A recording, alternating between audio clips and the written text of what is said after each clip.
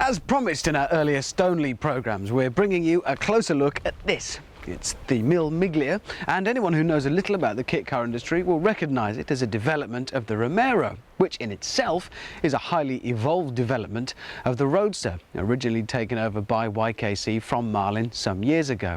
But that wouldn't be to do justice to what is a beautiful and highly individual piece of design from Richard Ashby.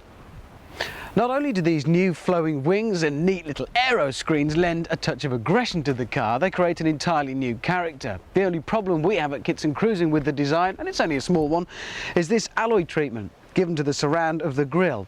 It is a little incongruous, certainly doesn't blend with the style of the rest of the car. Working down to the neatly rounded rump, it does recall the original Marlin Roadster, which makes it perhaps comfortingly recognisable. So, overall, the car has gained a touch of aggression, but still manages to look cute and cuddly, which is a neat trick. But you don't want to hear me waffling on about what it looks like. You want to take it for a drive, and that's exactly what we'll be doing later on in the programme.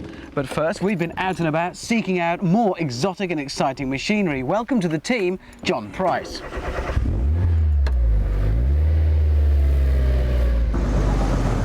Well, one of the cars that almost has achieved cult status in the UK for people who love American cars are Corvettes. They're Chevrolet sports car, and we have a beautiful example here owned by Peter Smith. Just hi Peter. Just tell me how long you've had the car. I had it 2 years now, but we've been working on it for the last year. Pretty solid, really. It wasn't in this condition when you got it then? No, definitely All right, not. give me a little bit of a clue. Why the Corvette first of all? I've had most cars. I've had quite a lot of American cars, gone through Camaros and like Pontiacs and things like that, but like it's the ultimate American car for me, and I've always wanted one since I was a kid, but getting older one, it was like brilliant, like, you know. A little bit of a lifetime's dream? Yeah, really, yeah. And then just carried on from there. So, investment in the car to start off with then. So you went along, how did you buy the car? Where did you buy the car? We was at Wheels Day at Aldershot, and I had my Camaro, I had a Z28 Camaro, and that was up for sale, and we found this one, and as it happened, I just sold the other one, and this was the right money. It was like silly money, so I had to have it. So, Pete, what is silly money? Well, I bought it for $4,500. That is silly money. That is silly money. Right, but yeah. Did it need a lot of work doing to it? Oh yeah, I mean straight away it was new brakes all around. I mean that came to nearly £1,000, and you know.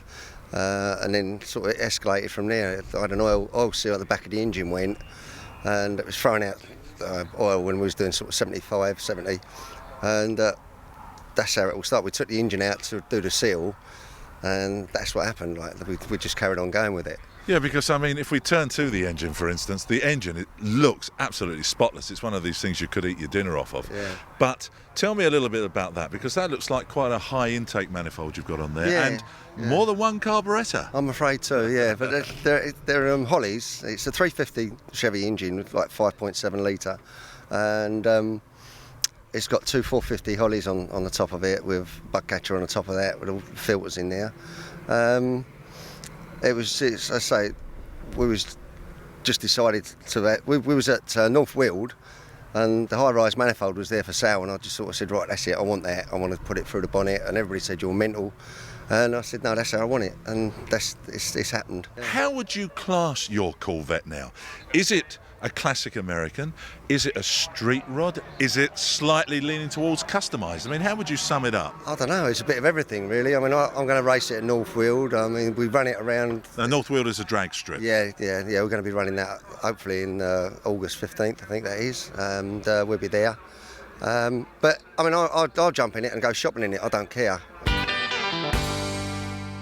Chris and Sarah Shires own this Ford Pop, but it's a Ford Pop with a classic difference. It's not a Ford Pop saloon anymore, is it, Chris? No, that's right. It's actually been heavily chopped, and it's been couped also. How long ago was that done to the car? Originally the car was built in 1981 by a gentleman in Wales, but since then the car's been through several hands, and we found it about 2 years ago in a bit of a sorry state for itself. So at the moment you're involved in doing the car up, and the pair of you together. Now, who owns the car? I do. Sarah, you own the car. All right, Chris, you're giving in too easy there. No, well, it was her car that we sold to buy this. It's effectively in her name. It's insured through her. I do most of the work on it, but she helps, and she gets to drive it and sometimes lets me have a go. So this technically is your car then. Yeah. What sort of input do you have as a lady? And I'm not saying that I'm not sexist at all, me, but I mean, it is nice to see girls getting involved. How involved do you get? Well, I get to choose most of the sort of bits that go on the car, the colour or things like that. We have big discussions over it, but usually I get my way on it.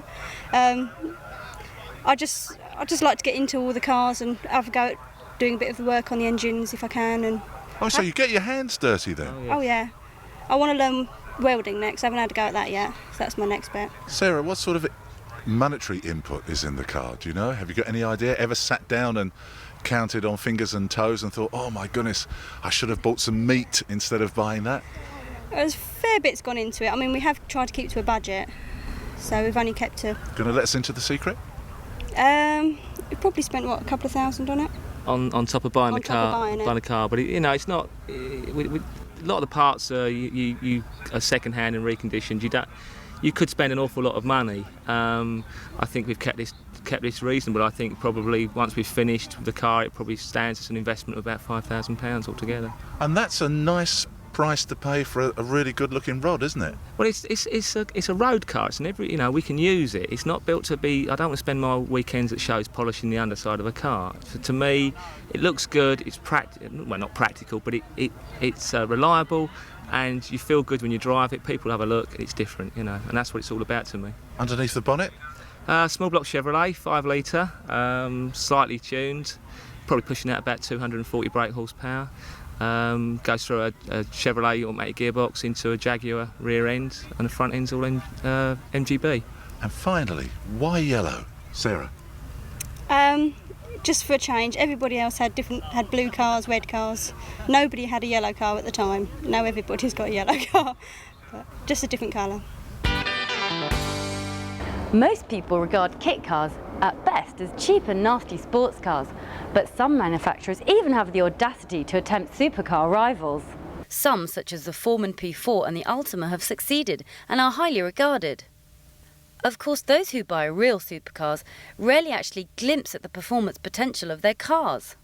The RV Nemesis here is obviously influenced by the Ferrari Testarossa, but there are subtle differences. The nose is a little squarer. From a distance, a layman could be fooled. And enthusiasts will recognise in the back here the V12 Jag engine.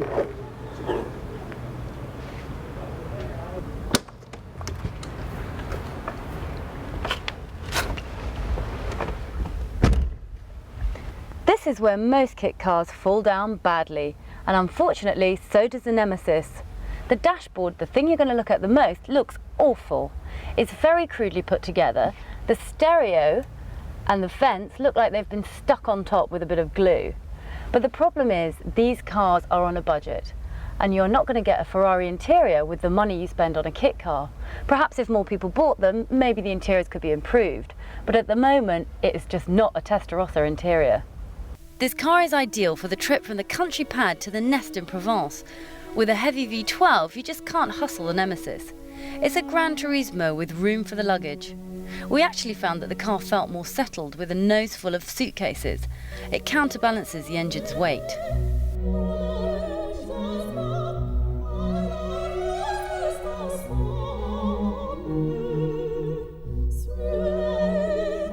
Of course, we have driven the Nemesis a fair distance, and for around town you face a problem Ferrari owners will recognise. This car is very long, very wide and very low. You always feel intimidated, and you're always worrying about those wide flanks behind the driver's door. The Nemesis is no Ferrari rival. It may fool some of the people a lot of the time, and who amongst us anyway can afford the real Testarossa? At the end of the day, it's back to that old image thing, and this car definitely has presence. Well, you know, this particular show here at Lyddon features so many Fords. I'm a great Ford lover. I don't know why, it stems from when I was a kid. I really, really love Fords.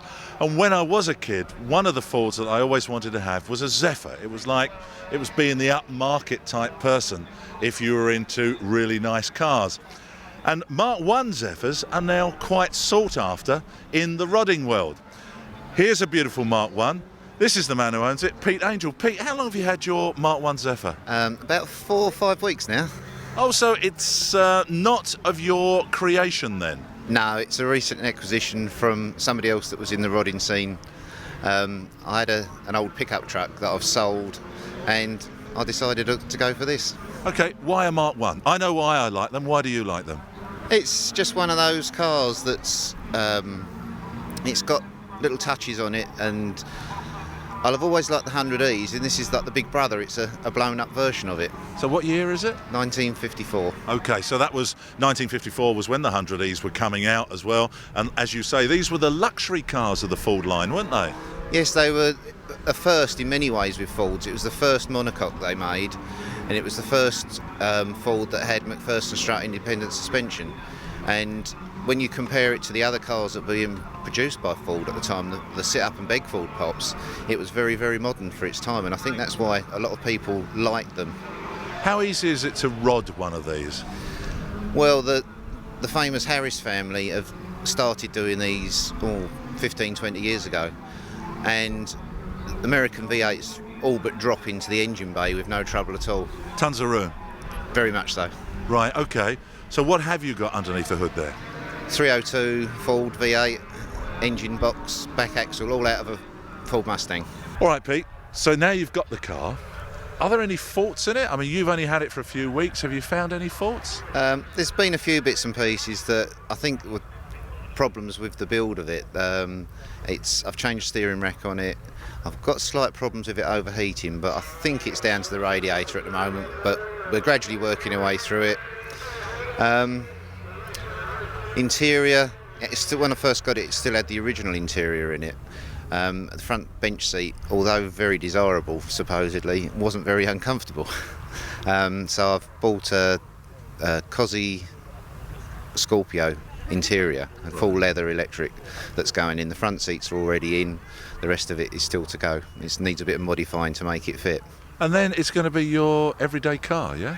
No, it's a bit better than the previous car or the truck that I had. So it's weekends and sunny days throughout the year. Whether it's raining or not, it won't be a problem going out in it. But I think it needs a little bit of looking after. It's getting on a bit now.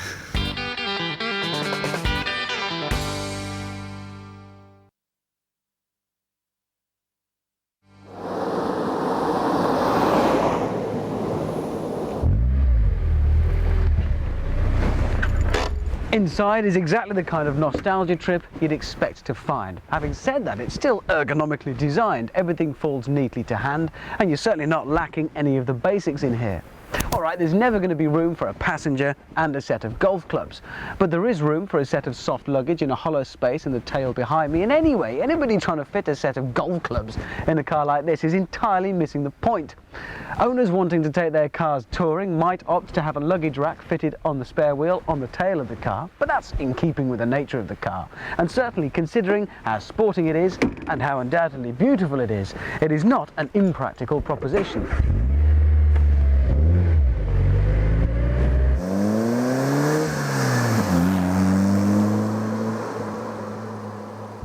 Given what a dog any Sierra is, apart from perhaps the Cosworths and the original 4x4s to drive, it's amazing how some kits are able to transform the components into a pleasurable driving experience. And the Mille Miglia is just one such car. Starting with the immensely rigid chassis inherited from the original Marlin Roadster, it transforms the humble Sierra components into an excellent driver's car. Its compact exterior dimensions lend themselves well to these twisting Welsh roads. And sitting here right over the rear wheels, you're able to feel exactly what's going on, and as soon as grip starts to go, you can make fine adjustments with throttle or steering according to the circumstances. And best of all, thanks to these aero screens, you get the real wind in the hair experience. Big grin factor, plenty of flies stuck on teeth.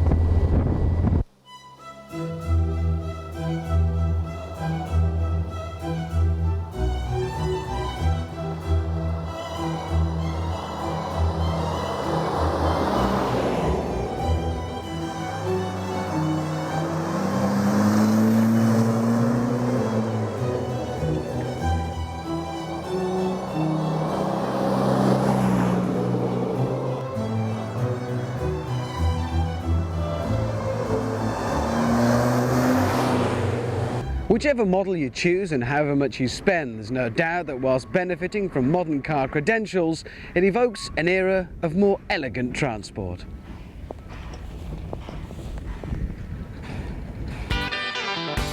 You know, as a youngster, I had a whole succession of Ford Pops, Ford Anglias, Ford Prefects, but the one car that I always wanted in my youth was a Ford Pilot. It was, to me, the epitome of having a nice Ford motor car. We've got a beautiful example of one here. Here's the man who owns it, Nick Shanley. Nick, why a Ford Pilot? Because I like early Fords. It's British. And I could afford it, basically. I wanted a big car, I wanted a steel car for the family, you know, a big car for the family, and it came along at the right price. But lifestyle, though, does it revolve around your interest in cars? Oh, absolutely. There isn't anything else, really. My friends are hot rodders, you know, even relations, maybe, somewhere. Yeah, because, I mean, you're not just involved with the BHRA, which is the hot rod club that's come down here today with us. You're also heavily involved in the National Hot Rod Association. Well, I was. I ran the Nationals for some 17 years and retiring some years, a few years ago now, really to spend some time with my kids. But I'm still the honorary chairman and I still help out to a certain extent. And Neil Meredith, who's the current chairman, you know, does phone me and talk to me about things from time to time. So you're still heavily involved. I mean, you're never ever going to drop this, are you? I mean, this is going to be you until they put you in a pine box. Oh, absolutely. Absolutely. What are you going to be doing with this Pilot? Because I just love the shape of these. To me, these were a big Ford Prefect, and of course they came along originally with a flathead V8 engine in them, which was very American, of course. What's happened to your car, and what are you going to do to it? Well, okay, I actually bought the car as you can see it. I have done some work underneath on it, but come this winter, there's going to be a major rebuild on it. And it's going to kind of look like a cross between a 36/37 Ford. And these are your favourites, aren't they? That shape? Well, all Fords are my favourites. You know, anything Ford is you know, I can live with. Okay, so you're going to put a different front on it to make it look earlier? Yeah, absolutely. Different front, different bumpers, different headlights, different rear lights, and it's going to have a repaint. My goodness me, wouldn't it have been better to have started from scratch rather than bought one? Maybe, but I've got the car, I'm on the road, I'm enjoying it, I'm having a bit of fun with it. I've got a lot of projects at home that are slowly getting done. I've had cars in the past on the road and I've enjoyed them, and it was about time I got back on the road. So that's why I'm enjoying it. And you lick along the road quite swiftly in this. There's a nice little V8 underneath the hood as well, isn't there? Yeah, it's a little 351 there. It gets me about. Well, all I can say is thanks for arranging for all of your team to come down here and talk to us today. I hope you've had a good day as we have. Thanks very much. Well, it's an end of a great day here at Lyddon, courtesy of the British Hot Rod Association. Hope you've enjoyed yourself. Maybe it's given you an idea that you might like to build a Ford Pilot or a Ford Pop. Maybe want to get involved somehow. If you have a look in the specialist press, you might be able to get some telephone numbers and addresses of people who are local to you and who you could get involved with. Certainly, hot rodding is the thing for me. I've thoroughly enjoyed it. Now, it's over to the boys to see how the project's getting on. With Neil's Jester being a rolling chassis and well on the way towards completion, we thought it about time to get another kit build underway. So it's my turn, and here it is. I've bought it, and this is or will be a Tiger Cat E1, and I chose it for a couple of good reasons. Firstly, I wanted to see just what a budget kit was going to be like, and the Cat is definitely that. And secondly, it's comprehensive. At least that's what it says in the book. And so far, Having started the unpacking process, I'd say it probably is. Everything seems to be here, right down to the little P-clips to hold the brake lines in place.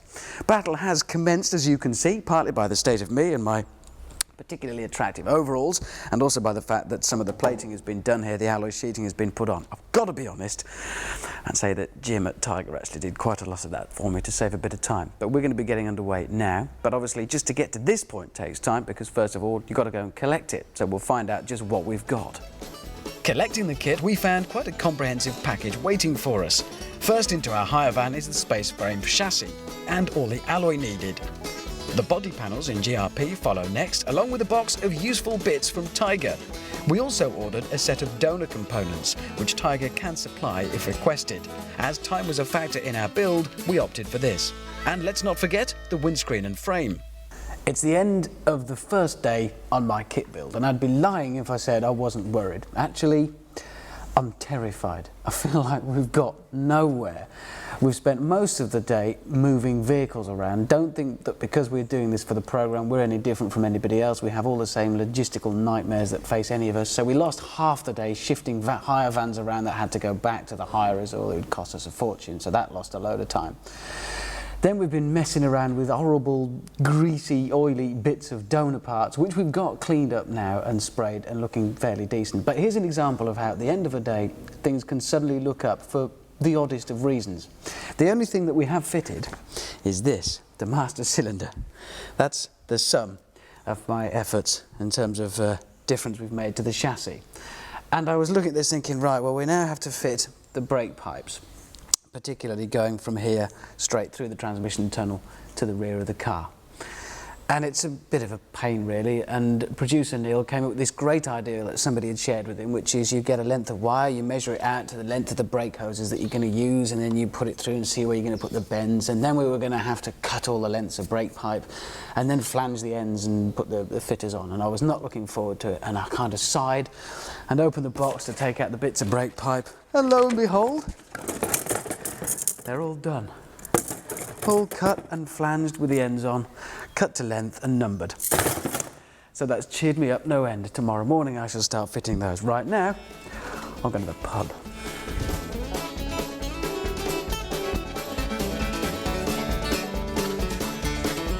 Of course, what we didn't know at this point was that this rocker arm belongs on the other side. The only difference is that the shocker mount is rounded to allow movement, so all this effort had to be repeated all over again, twice. The rear suspension was a doddle. Once located to the mounting points at the chassis rear, the Sierra subframe is raised, the shockers bolted on, and the diff mounting can be drilled and bolted. Once again though, a minor cock-up on our part means that we will have to do this all over again. Don't phone in, Tiger Builders. We know, and all will be explained next week.